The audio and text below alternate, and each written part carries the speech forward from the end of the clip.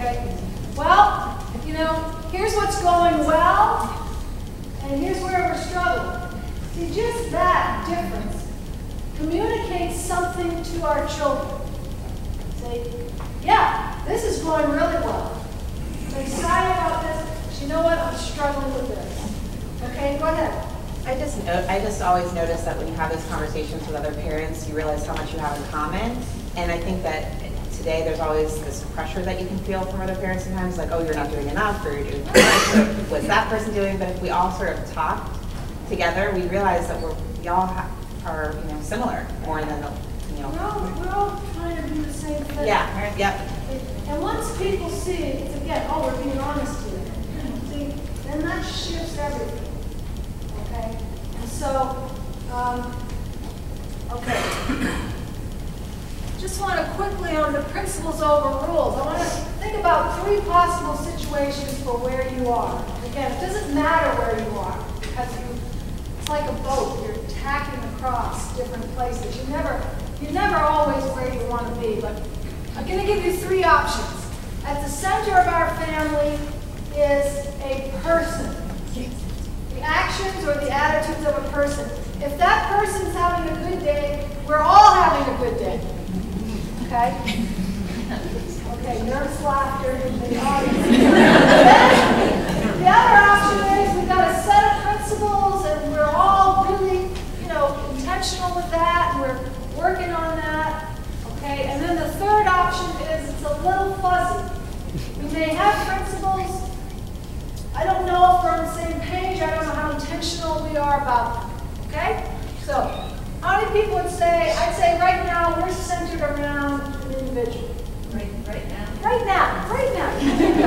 Good honesty. Okay, good. All right. How many would say, feeling pretty good? It's not perfection, but feeling pretty good that we've got an intentional set of principles.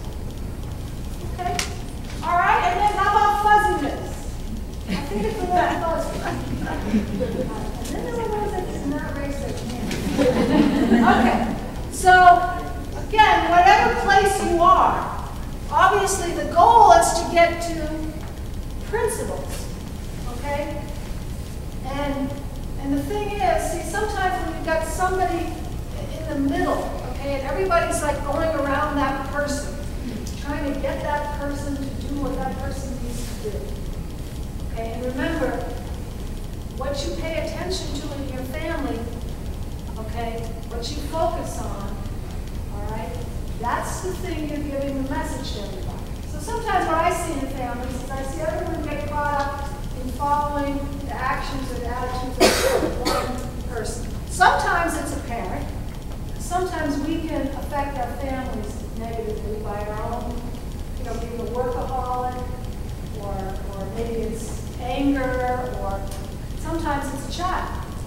Okay? And then what you see happen in the family is other people take their cues based on that situation. Right? What a lot of times I see is fuzziness. Okay? All right?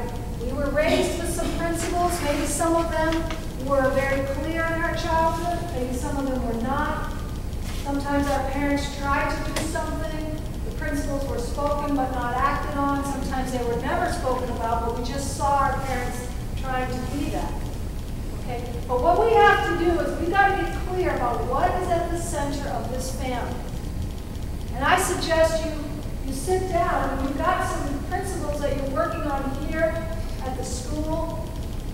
Those are great to adopt at home.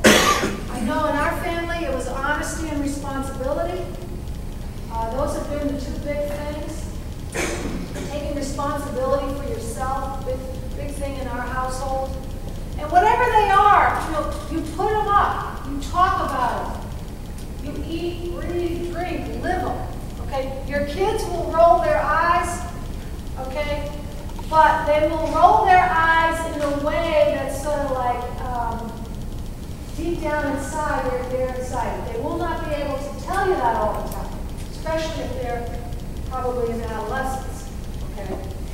If I remember Scout once saying, we're getting in the car, and she's like, Mom's all about seatbelts. And I was like, wow, I didn't know it was all know about seatbelts. I had no idea. But it was she sort of seemed like she had a little pride in saying that, even though she was griping. Create a family motto. Put that up. In the book, there was a great example where a family put on their back door a sign that said, "Return with honor." So the message was, you leave this house, you go out this back door, represent the best in yourself, represent the best in our family, return with honor, return feeling good about how you handled yourself. Create a motto. Think, what are some of the mottos that you grew up with or your grandparents used to say? Anybody got one? I know you have them. Even if they're hokey. So let's get a couple examples. Go ahead. When my kids go out at night, I always say, remember you're a Solomon. Remember you're a Solomon. Yes. Something I grew up with is like, if you're going to do something, do it right, do it the first time. Do it right the first time. Yes. A deal's a deal. So we come to an agreement. A deal's a deal. That can work against you, though.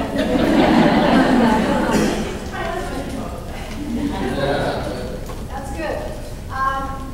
I used to say when I dropped them off to school, I would always say, make yourself proud today. You know, but I mean, again, some of it can seem hokey, but you're trying to count. Go ahead, you got one? We always do 1, 2, 3 is good for me. So you're having to say that in your own head. Excellent. 1, 2, 3, is this good for me? Okay? All right, we're going to go to some mantras here. We're actually working on another couple of these, and mantras to me is kind of little sayings that keep me in line, that keep me on track. Okay? Because remember, this parenting talk is not about our kids. This is about us. Okay? This is not about getting our kids to do what they need to do.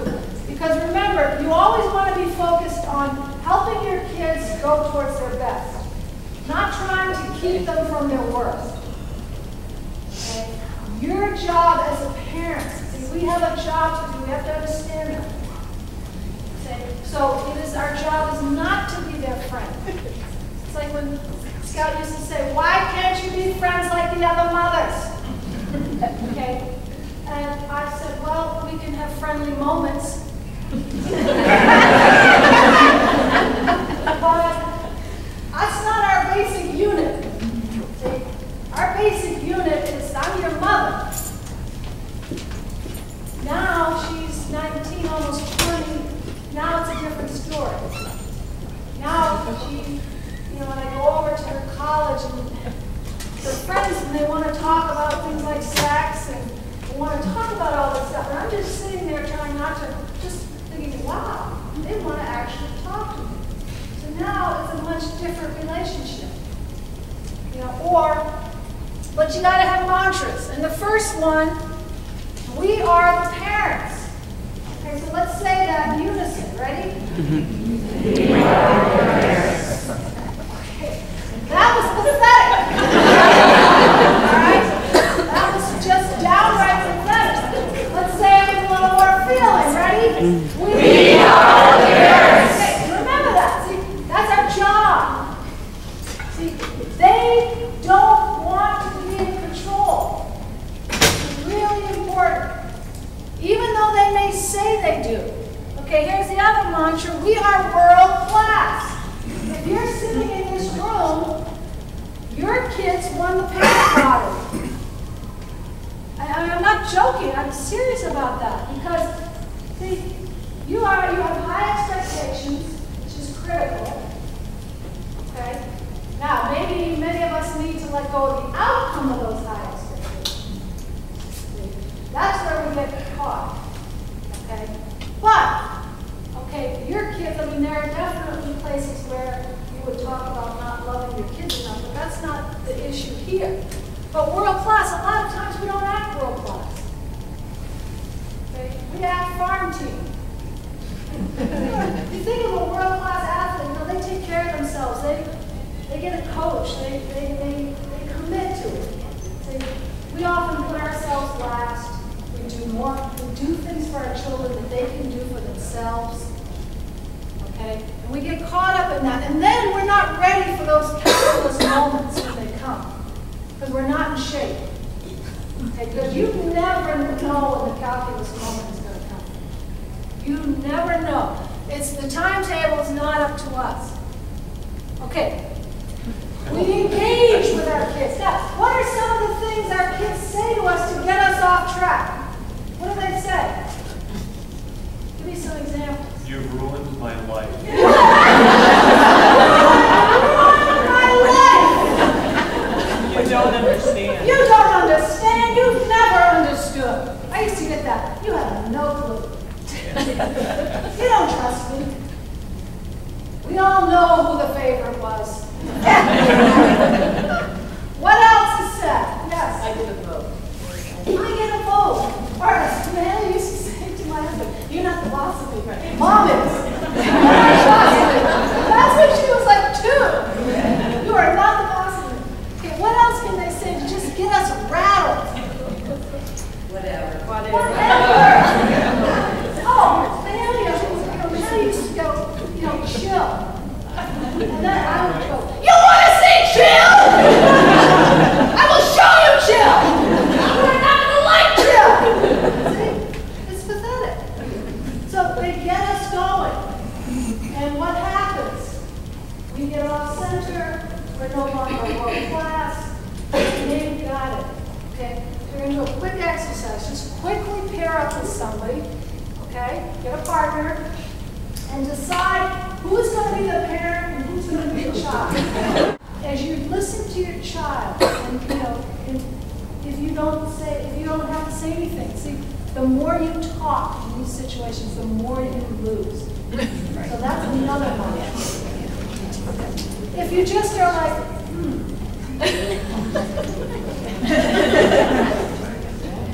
if you're really feeling in the zone, you might say a simple phrase.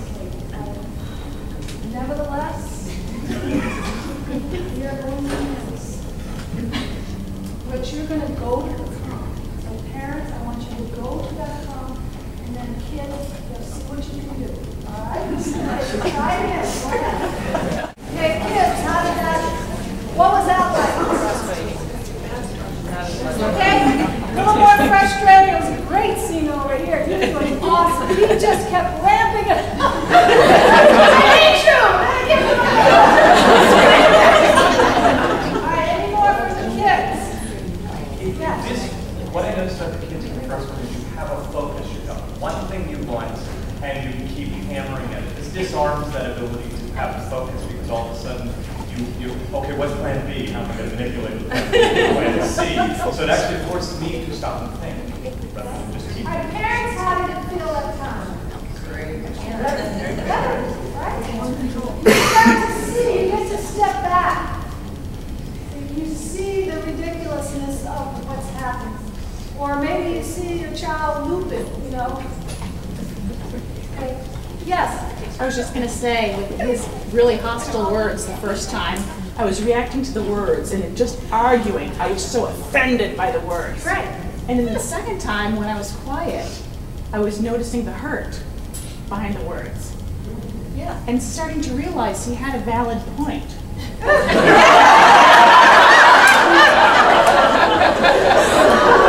The words were inappropriate, but there was hurt behind it, and suddenly I could feel something kind of like kindness. Yeah. Well, again, anytime you go to the calm, see, the calm is where the principles are. Anytime I was ever yelling at my kids, I was never in my principles. And you're into something different. Go ahead. I have a question. We were answering back and forth, and the answer is the thing like, my homework is 9 o'clock, blah, blah, blah. So at one point you say, well, that's logical. When you do that.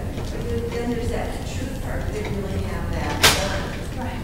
So how do you get into that part and say, well, I have this trust already established, so I believe them, without actually diminishing it and say, okay, well, show me the paper and I'll read it.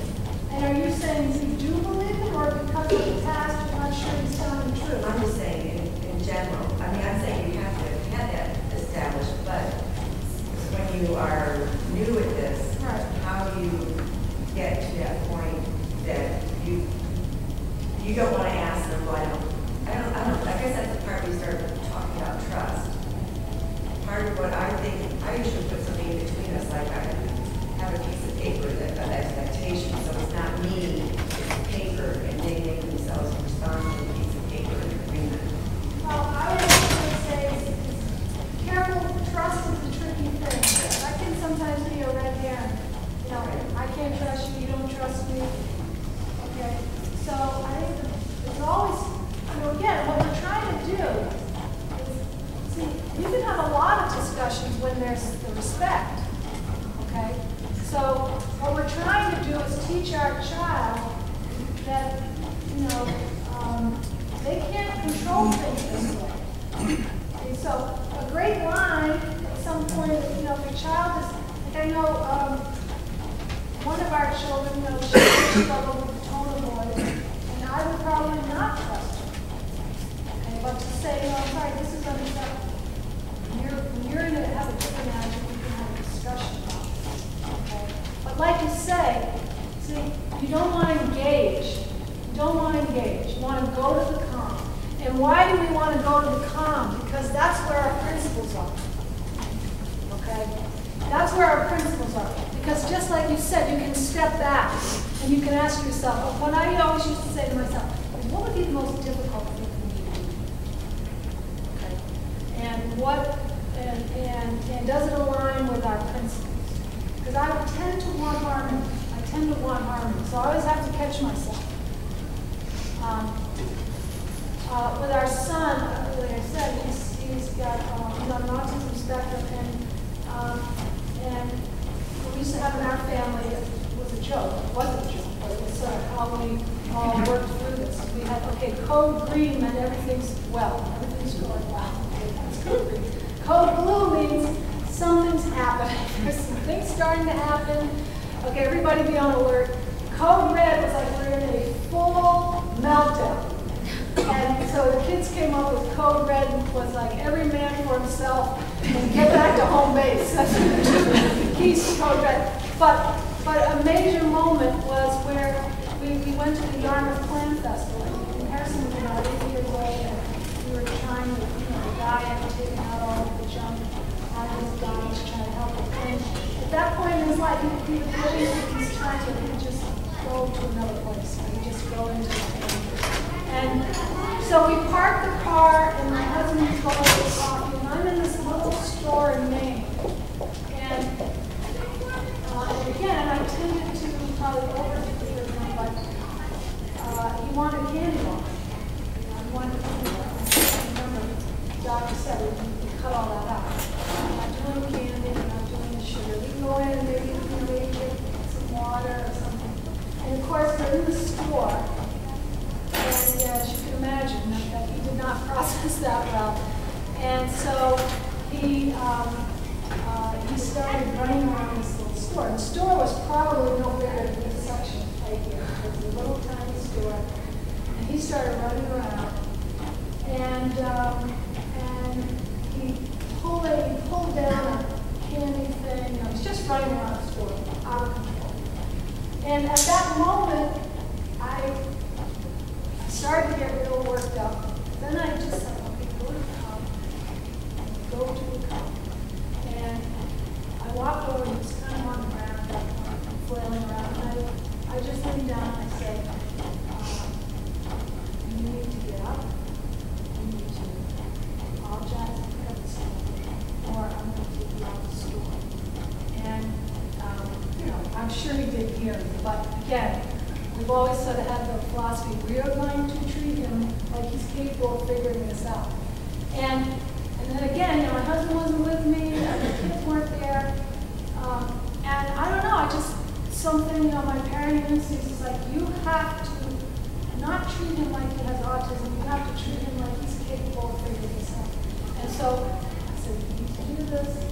You know, he wasn't going to do it. I reached down, I can't believe I'm telling this, I took his feet, grabbed him out of the store, not in an angry way, we got outside, we're on the, you know, the surreal thing was that we were on the side of the store, sort of there. These people are going to the fair with balloons, you know, people are walking by us, it was just a surreal moment. And then there was a second where he stopped.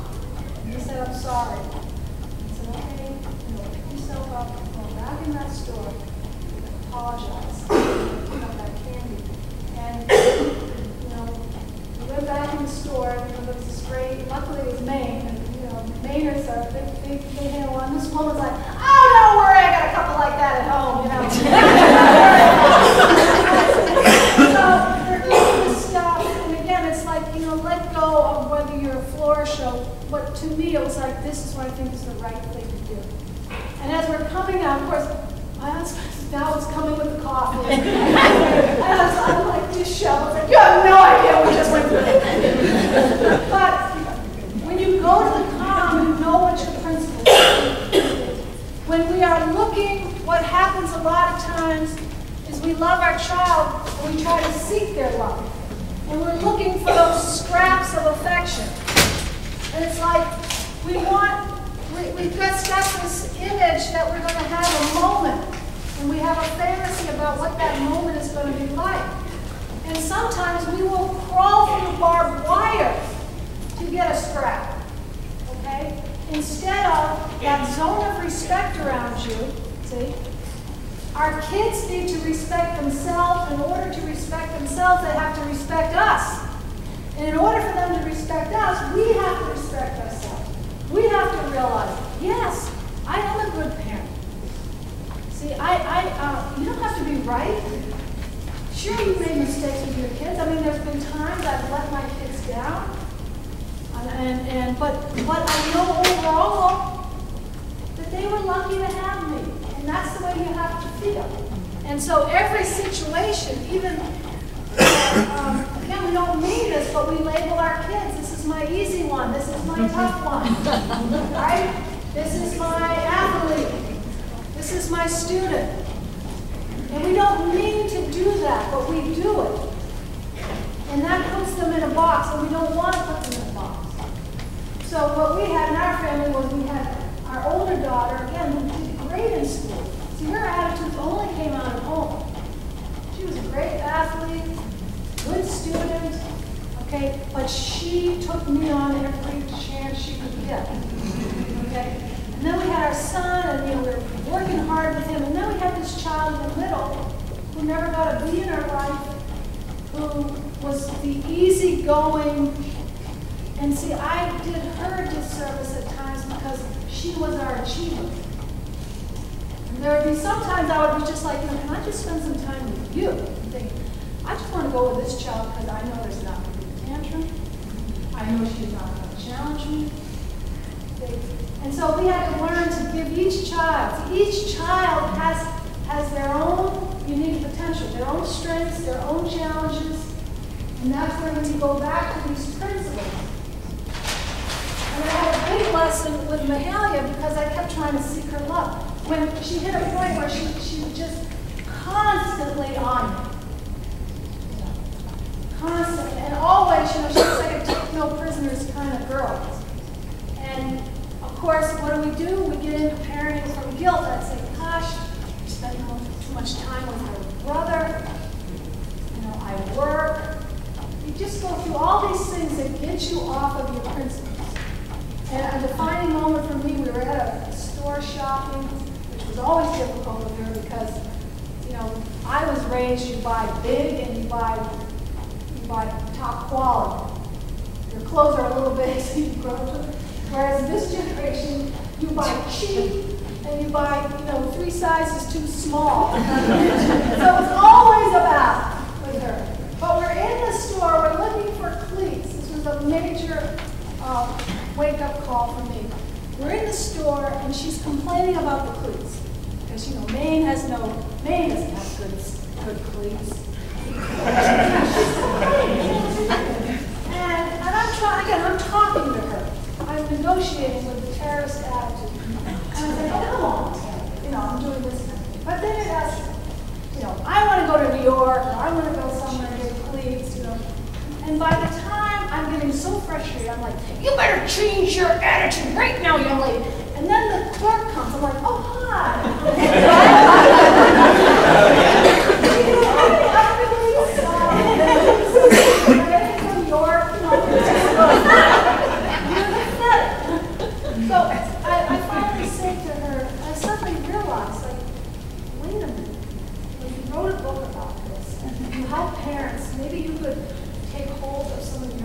advice. So I just had a moment where I went to the comp and I said, honey, I'm gonna bring the car out. I'll pick you up out front. So we get in the car and she's like, what's up? You know? And I just, again, another good mantra. You know, that really wasn't working. This is not working. So, you know, it's my day off. I think I'm going to go see Nan. Maybe we can try another time. See, and because I was in that place to come, the ride home, see, she didn't say much. And I still remember the face when I dropped her off. And of course, I'm thinking, I'm going to go have a mother-daughter moment with somebody that wants a mother-daughter.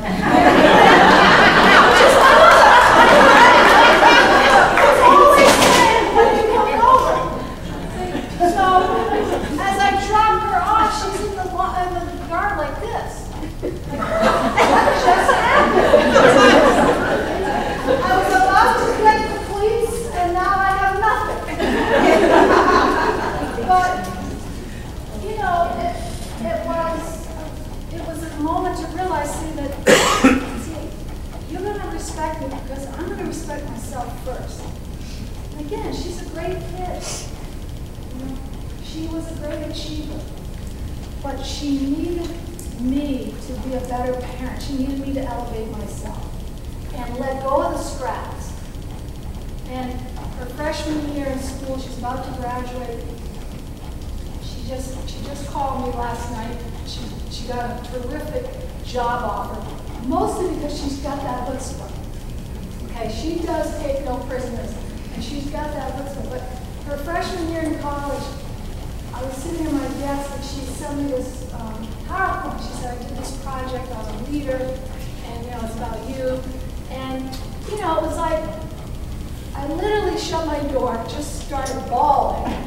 But it was sort of, when you let go of those scraps, see, it's like our job, we can have friendly moments, but our job is to help show you how to live, and the relationship is on the back burner.